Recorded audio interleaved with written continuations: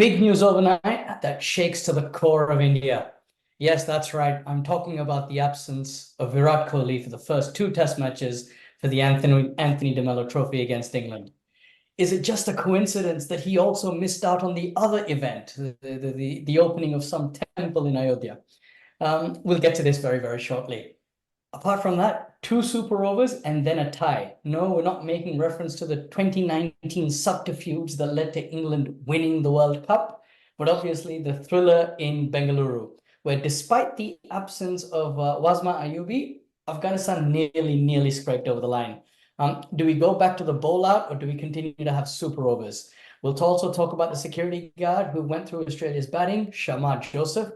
Finally, we'll still show that the World Cup is still not over as we catch up with Rohit, saying he cares more about the elusive ODI World Cup trophy. We have our usual suspects, Manan, Ritvik, and Vijay. Manan, let's go first. Did you catch the live telecast yesterday and or the T20, and what are your thoughts? Well, let's get to the T20 a bit later. Let's talk about the important event here that Virat Kohli did not attend the event yesterday, which is a big thing. So did MS Dhoni. He also missed out. So clearly, CSK is not winning the IPL this time around. However, I'm confused because Ravindra Jadeja attended the event. So he did not attend, so Mumbai is out because he wanted to, practice for some, test series, which is inconsequential anyway. It's only Ravi Ashwin who's going to star in the series anyway. And other than that, the big news, of course, is that we'll miss Virat Kohli for the first two tests. I don't know how good or bad planning it was from him, or it was a genuine concern or genuine personal reason that was there. I'm not sure what's happening. Ritvik, you have any idea around it? Well, firstly, you said that Rohit did not attend, so Mumbai is out. But are we sure that Rohit is going to be a part of Mumbai? I still have my doubts. Exactly. You never know. There might be some weird announcement that, hey, Sunrisers Hyderabad or somebody else has roped in Rohit Sharma as the new IPL captain. God. You never know. Well, talking about the cricketers who attended the Ram Mandir inauguration in Ayodhya, definitely God met God there because Sachin was right there to attend the event. So all the believers of cricket should be happy that Sachin went. But I was even hoping to see Dada there, but the fact that Dada was not there again confirms that all is probably not well between him and Jai Shah. Otherwise, he should have been there. Dravid is known to keep away from social media, so he would have denied all. He would have refused any invitation or probably just stayed away from it. And probably MSG did something like that as well because he likes to keep away from any kind of controversy or something which attending the event would have landed him in. So probably he would have seen this coming, and 3 to 4 months back, he would have shut his phone off and made sure that nobody is able to reach him. So, in interesting times, Jadeja had to be there. His wife, I think, is a BJP member, and he has also made his allegiances pretty clear. If anything, the love that the Prime Minister has for Jadeja was evident in the dressing room video that came out. Like they had some quick banter in Gujarati, and he gave him a warm hug. So I think Jadeja had to be there. What say, Vijay? Any chance you are going to travel to Ayodhya anytime soon? Not that I can foresee. I mean, it would have been nice to get invited to sing along with Shankar Mahadevan and Hariharan and all those legends who were there. That didn't happen, unfortunately. But so, I was wondering if Jadeja actually has like this, how people have these secret handshakes with their homies. I feel like there's something like that going on between the Prime Minister and Jadeja. Like, that's the kind of chemistry that I sensed when they met each other. Kohli's absence was interesting, both from the test side and from yesterday's event. I wonder if, it's just masterful timing as usual from Kohli to, I don't know, whatever it is. I'm really hoping it's just good news that he's skipping the test series for, in which case, I mean, I'm just taking a shot in the dark and we're hoping Kohli did too. So let's hope. Look at you. Every time Kohli decides to skip a test series, men in India are like, one more kid. Look, man, the last time that happened, we ended up winning a test series in Australia against all odds. So, I'm just going by like good omens and vibes here. After a 36 all out. Exactly, right? So, I mean, we typically lose the first test of a home series as well, like against England. We lost one last time. I think even against New Zealand, we lost a test, right? So Yeah. it's par for course. We're gonna like win the series anyway. And England, I don't know. I remember England's hubris when they were asked to visit the West Indies for a two-test series, coming out saying, we don't want to play, inconsequential test series, and they got their asses handed to them by the West Indies when they went to England. This was about 5 years ago. Yeah. Looking at that England side and looking at the side that's coming to India, it feels like they've already, lost the mental game, and they don't seem like a side that'll offer much by way of a competitive test series. And this is me making Tim Lane level statements here prior to a test series, without even knowing what the Indian squad's going to come up with. But I'm still pretty confident that we're going to do well. Test series aside, yesterday's celebrations were attended by a lot of big celebrities, including, like you said, uh, God himself, Sachin Tendulkar. It was interesting. I did not watch it, so I don't really have much more to add to that. I'll pass it back to PK to ponder over some of the reasons. I'll pass Yeah. it back to PK. So before let me come in while we are at God. It's also said that the Pran Pratishtha actually got completed when Rajnikant reached Ayodhya. That's when Lord Ram actually decided to come inside the idol which was kept. Of Yeah, course, okay, yes. interesting. Of course. Speaking The speaking Delhi of guy has to make a Rajnikant joke, right? Not no, the Delhi guy, but dude. It's the Vellore guy talking here. but couple of things from what you guys said. First of all, the dressing room video. If the camaraderie has to go by, then Mohammad Shami should have been there. He was the one who got the longest hug and the He got pats on the back and he whatnot. got a massage, man. That was not a hug. Exactly, He exactly. got an So entire spa treatment there. yeah, To be and fair, didn't Shami get ruled out for this South Africa tour after that? So, Shoulder injury. Probably had a and back surgery after that. yeah, and then have you followed the entire comments from the England team and other people around? They're targeting Kohli, they're going to rile him up, etc., etc., focusing only on him. Maybe that's a master stroke from Kohli that okay, you're targeting me. I'm not even playing the first two tests. Screw you guys. 40 Yeah, chess. so the master stroke would get better if they send Pujara instead of Kohli, and all the sledging that they have planned, they start hurling it at Pujara, and Pujara will be like, "Kya kar rahe hai ye log? What the hell is happening?" But really, do you guys think Ritvik, you Pujara has a mentioned a good chance? point. Yeah, Well, you does mentioned a good Pujara have point. a This is what I was chance? thinking, right? I was saying, I know you're the stats man, so I'm not going to step on your toes, Ritvik, but the last time India lost a series was in 2012, and that's when I first met you both blokes, and the genesis of the podcast took place then. Obviously, the big news, Virat missing the first two tests. He's asked for personal leave, and I think between all of us common fans of cricket, you wish him all the very best. And as Vijay said, hopefully it's some good news coming out at the end of that. But I am excited for the India squad. More specifically, one member who you mentioned, the Gujarati, i.e. Mr. Jadeja, and also Ashwin. They're together taken, I think, 500 wickets at like an average of like 18 or something. Just crazy in India. The only other duo that's done better is Kumble and Harbhajan that's done 501. So we could be on the cusp of history. The king is absent. So in absence of the king, who can take the number 4 position? Pujara is tried and tested, and he's been having a blinder of a Ranji Trophy season. There's also Rajat Patidar, who's done well, and the perennial best man. And he could probably be feeling like Ram Lalla. Maybe his time has come after so many years. Mr. Sarfaraz Khan. Ritvik, what do you reckon? Will be pretty interesting, honestly. I don't think the selectors will get Pujara in because Pujara has anyways played at the number 3 slot, and the management has decided to move ahead. So getting Pujara back will be a step in the reverse direction. And as much as I like Pujara, I'm pretty sure that the selectors are looking beyond him.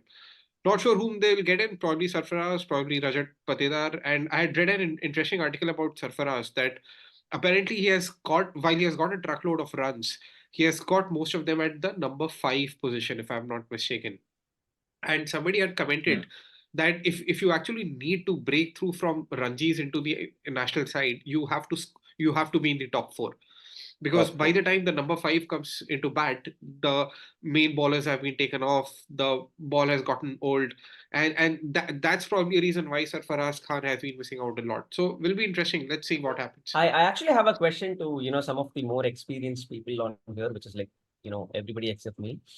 Does it really matter if it's a number 4 or a number 5? I mean, I'm speaking from limited experience from club cricket where, I've played at number 3 and it's the same as playing at number 11, right? So because the wickets are going to fall around you anyway, and, you'll eventually get to bat even if you're like number 10 in that kind of a game. But I mean, on a serious note, 4 versus 5, how much of a difference do you reckon it makes for someone who's looking at making his debut? Do you really think, in Indian conditions, it matters? Is it about the fact that will you even get a bat? Is that the question? See, a lot of questions there. See, it definitely batting in the top 3 positions specifically, not even 4, is tougher in Test cricket. Yeah. Probably that's why Dravid got the man of the Like match. I get in top 3 2007. because early fall of a wicket is pretty common even in like batting conditions. Correct, So correct. you do get like number 3 gets a bat pretty early on in the game usually, right? Correct. Unless it's like 150 opening partnership. Hmm. But 4 and 5, it's around the same time. Like you're looking at maybe session 3 or day 2 session 1. So probably not 4. Number 4 can still come in early. 2 quick wickets can always Yeah, happen. 5 in and Test 6. cricket. Yeah, 5 versus 6. Yeah. Now there used to be an interesting trend, and obviously I would need to validate it with more players. But I remember that the likes of Sachin and Ponting in their early days also used to play at number 5 and 6, and that was because the top slots would be taken away by senior batsmen. So the new guy would automatically come in at number 5 and 6, after which he had to cement his position somewhere in the top order. Probably now the trend has changed. The selectors or the leadership wants to get in players specifically for slots, because it's also possibly a better way to group players. You've played at a specific slot in a Ranji in domestic cricket, and you come to the national team and occupy the same slot. So probably that's the thinking right now. Yeah.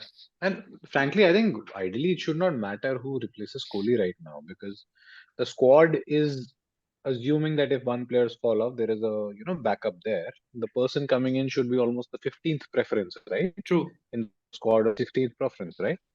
That True, that true. is the ideal idea. No? So Valid. let's see. But it's our selection policies. I'm sure there is a surprise, illogic and illogic somewhere there. Mhm. So wait, who's playing number 5 and 6? Look, KL is in number 5, is it? Yeah, should be KL number 5. Then I think Jaddu is, or Well, what about Shreyas Iyer? I'm sure he's Shreyas part of the Iyer squad. too. Yeah. Yeah. So I would imagine 5, 6, 7 is Shreyas, KL, and Jaddu, right? Yeah. Should be. Yeah. And then you've got Bharat, and we bat pretty deep, thinking about that. One batsman I would love to see. Are we going to play both Bharat and Rahul? I heard a bit of chatter there. Like Rahul might. You wouldn't play both wicket keepers. I mean, Yeah.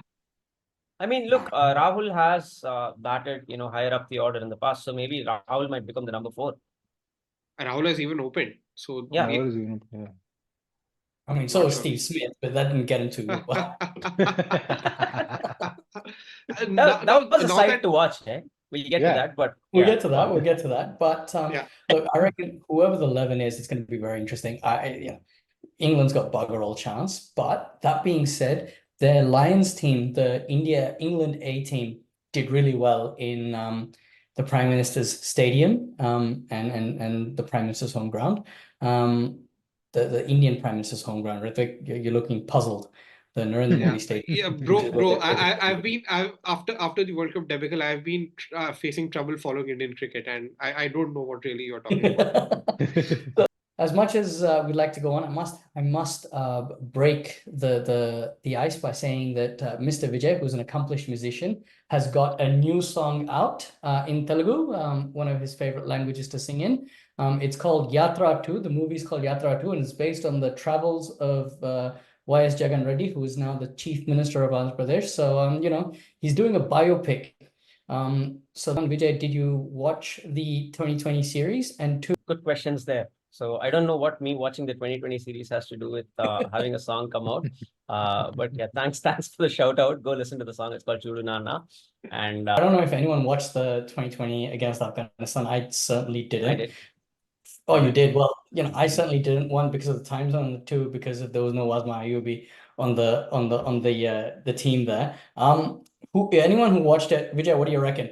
Bowlouts or super overs? Look, I was very tempted to go with bowlouts because nostalgia, and we won a World Cup on the basis of bowlouts, and we did, right? So the semifinals was decided on bowlouts, and was it the semifinals or the qualifiers? It was the first game against Yeah, Pakistan. whatever. Yeah, the league game. Yeah, okay. I did watch that tied game, and honestly, I was actually rooting for Afghanistan to win that game because they played an incredible brand of cricket, and really, it was a bit. I was a bit crushed to see that there were two super overs. Maybe we could just. It is a bilateral series that literally nobody cares about. I was kind of questioning the need for a super over in the first place. Like, why can't we just have a tie as a valid result in the format, right? Because that basically means the teams are evenly matched. You don't really need like a penalty shootout unless it's a World Cup. I get it. Like if it's a World Cup, there's points. If it's a multi-team tournament, then yes. But there is absolutely no need for super overs in Exactly. In a bilateral Completely series. fair. I had precisely the same thought. You need a tiebreaker when one of the team needs to advance. Yeah, and that typically happens in an eliminator. I don't know why the series was already decided, but right now the diktat seems to be that for every T20 game that ends in a tie, we are going to have a super over. I'm not sure if the same applies to ODIs. So have we effectively eradicated the tie as an outcome tie for as a result? White ball cricket? Yeah, looks like because it's all about eyeballs.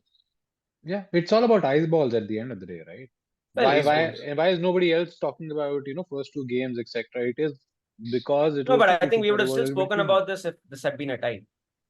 Yeah. The point is it's not about us tragics anymore, frankly. It's about getting the wider world and the naysayers and people who don't want to watch it. There was a lot of chatter on Twitter because there were two super overs there, right? Had we decided the game on the number of boundaries, I think that would have been a bigger chatter.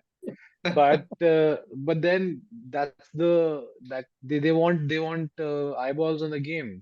That is the only reason why would you have super overs after super over after super over that way. But having said that, but there was one thing. Rohit in both the super overs, he seemed to be in a league of his own. And that's why Ashwin recently made a statement that in the last 4 overs of a game, if Rohit Sharma is batting, he's the most dangerous guy out there. Yeah. But he seemed to clear the rope at will. Yeah. Man, I think he was on song, like he was in that zone right after that 100. Like I don't think he, the fact that there was like a fielding innings that India had to go through really played on his mind at all. He just seemed to be like, in the zone and like smacking it. That was an incredible display of batting from Rohit there. Yeah. And frankly, the last ball of the first super over, basically Rohit took himself off because they had to run maybe a couple. And Dravid, he called that Ashwin level thinking. Ashwin level thinking.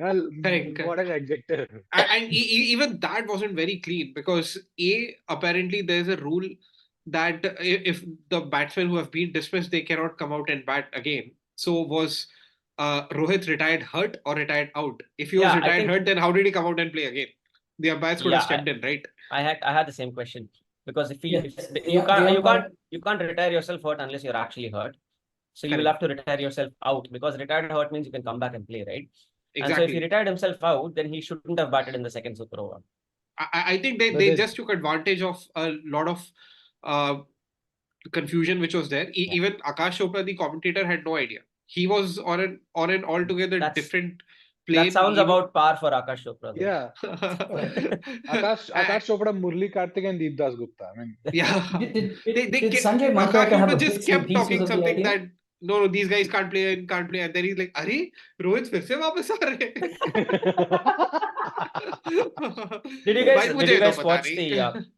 Did you guys watch the? There was a similar incident to the England New Zealand famous World Cup final, except that this time the ball bounced off the batsman's pad without the batsman being aware, and then they ran a couple more runs.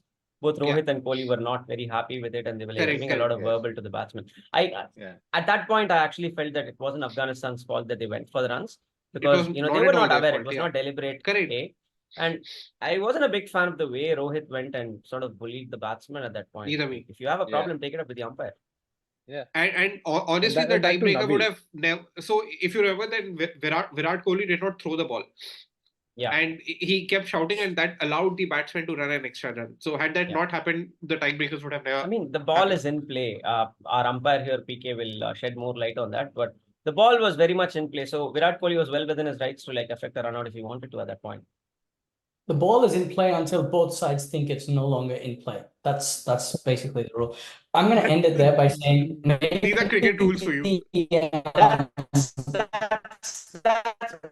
PK.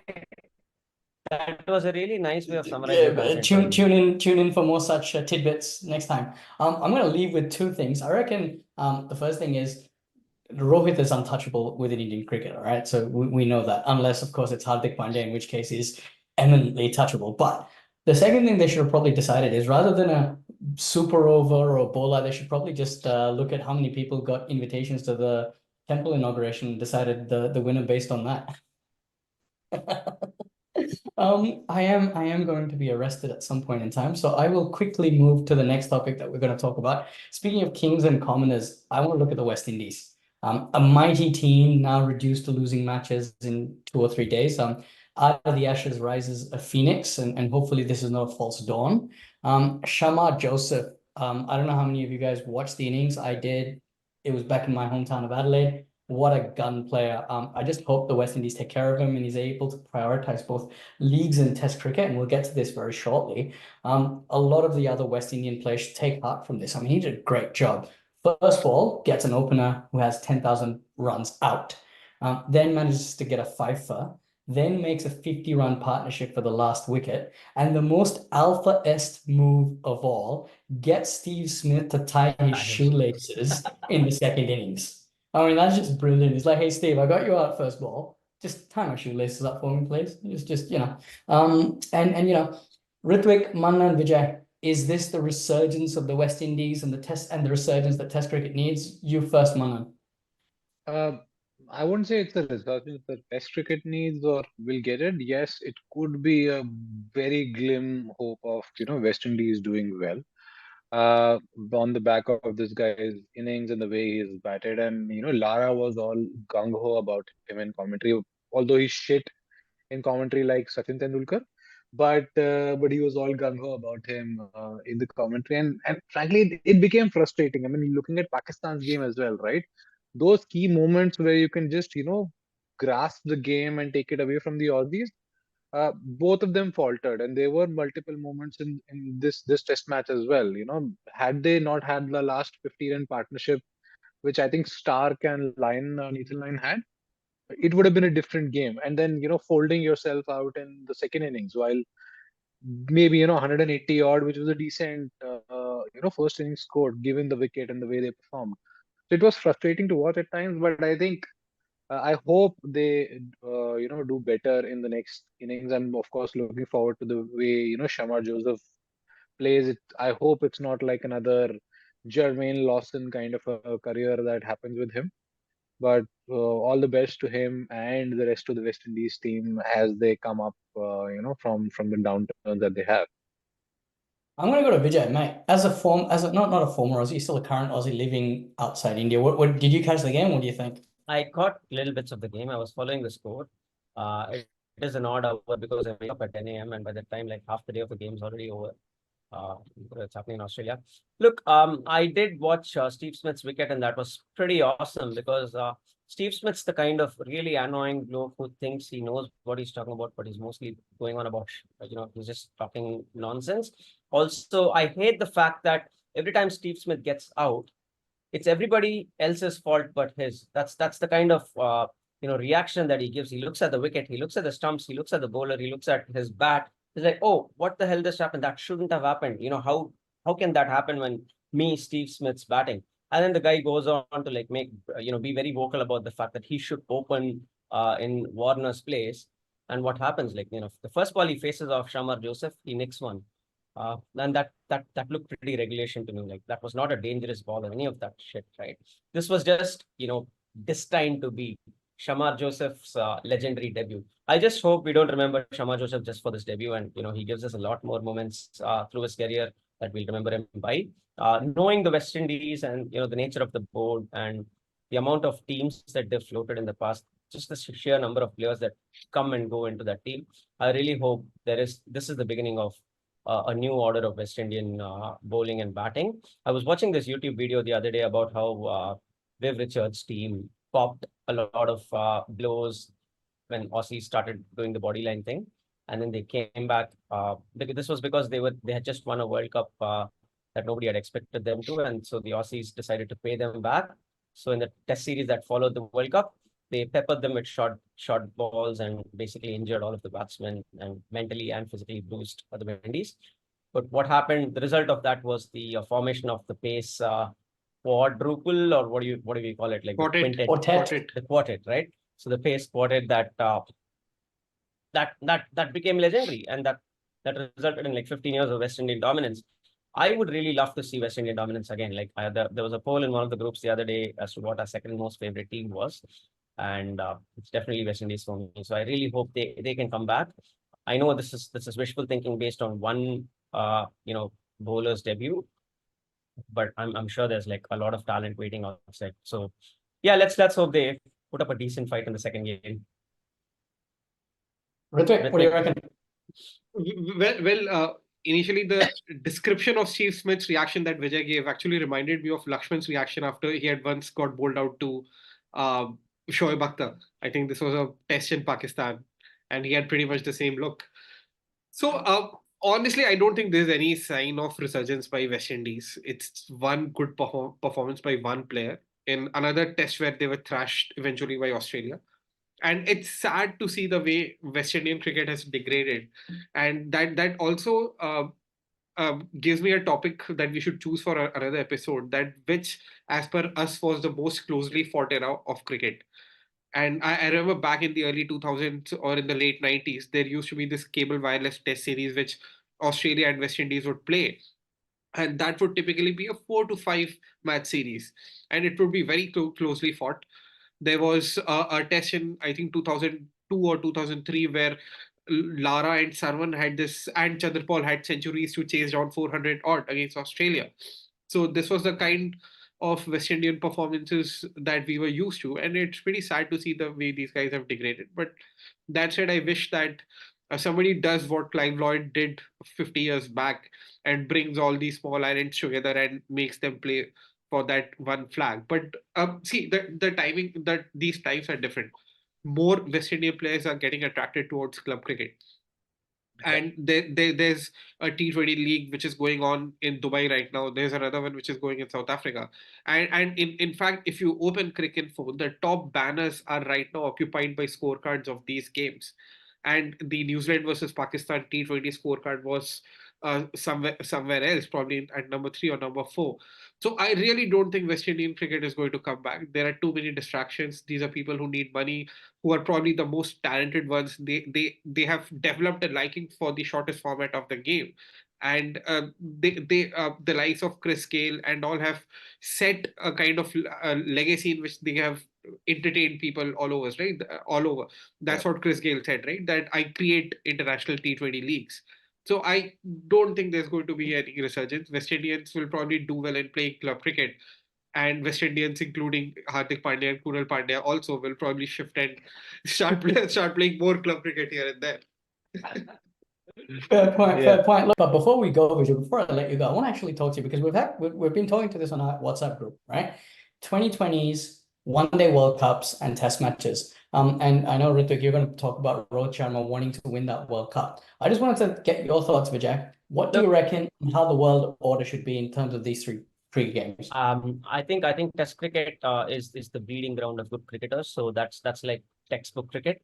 It needs to exist, and it needs to be there needs to be a lot more support going towards getting other teams up to speed and having a lot more interesting bilateral series between these teams. One-day cricket, I still think is relevant because I feel like if ever we had to pick a global champion side, I think one day is the best format or the best test of a team's strengths because A, it's not as long and boring as test matches, and B, it gives you 50 overs basically, which means that it's enough time for everybody to get a go. and for your teams bowling, batting, and fielding to get tested.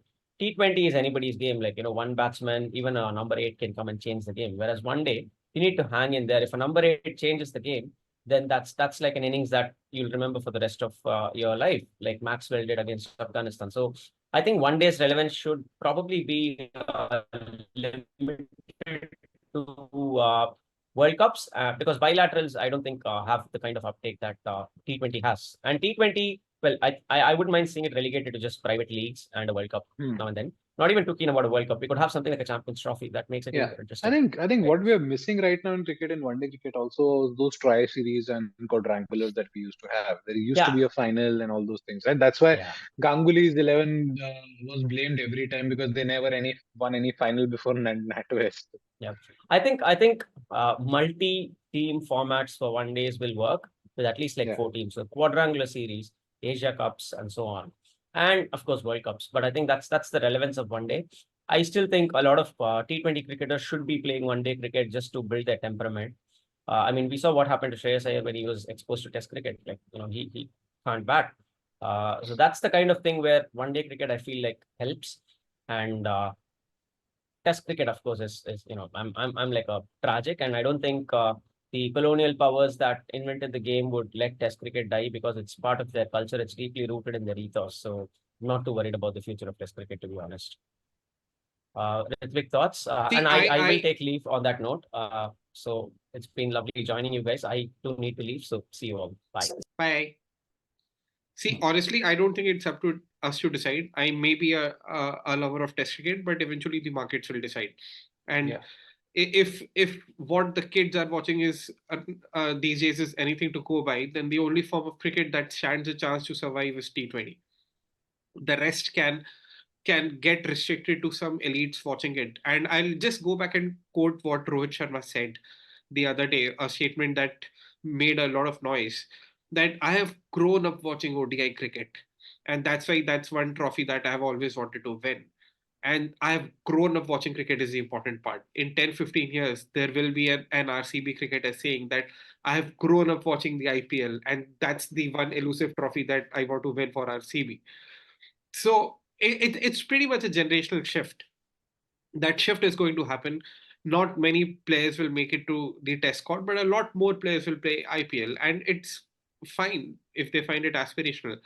The 3 or 4 of us may continue to crib, and still we may keep remembering the few more World Cups that we could have won had probably Dhoni dived, or had somebody got Travis Head out, or whatnot.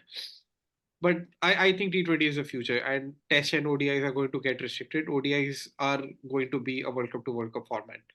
That too, till God knows where. I actually don't have a problem with that. So I'm just saying, like, okay, Test cricket, I know the administrators are working to it, and I'm actually happy that there is some kind of a World Test Championship rather than like bilaterals, which counted for nothing, which was really going away. Notwithstanding Test cricket, ODI does have a place, and I'm looking at the EPL versus football versus England in FIFA, right?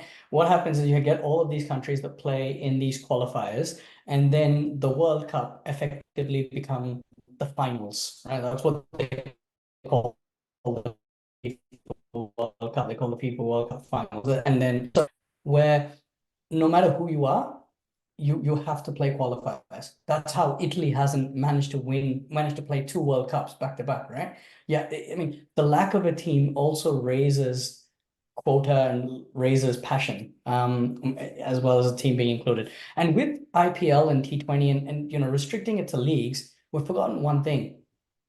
The thing behind me. Stadiums need to make money. Cricket boards need to make money.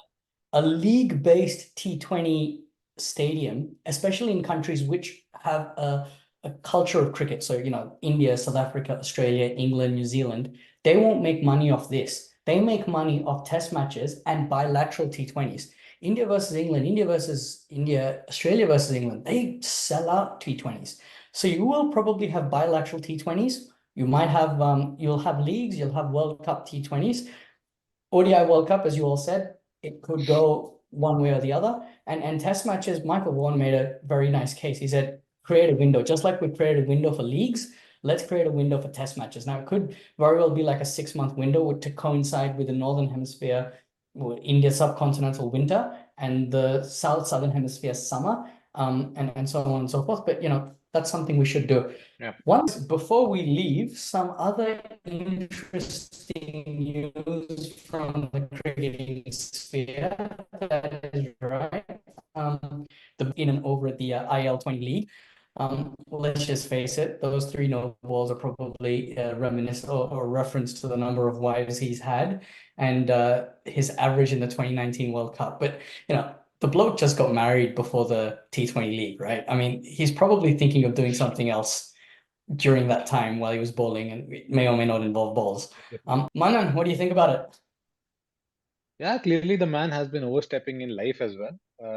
And probably, given the picture that I saw of him overstepping, clearly this is not the only pitch that he is, doing things clean. So overall, I think it's crazy, and that's the point about these leagues also, right? A league happening in Abu Dhabi, and a T20 league, and batsmen overstepping, giving 18 of that over effect apparently. So of course there is a lot happening in the sidelines. Of course, we will not see one person on phone and that one picture circulating in the entire media that used to happen in Sharjah, but I'm sure a lot happening behind the scenes in such leagues.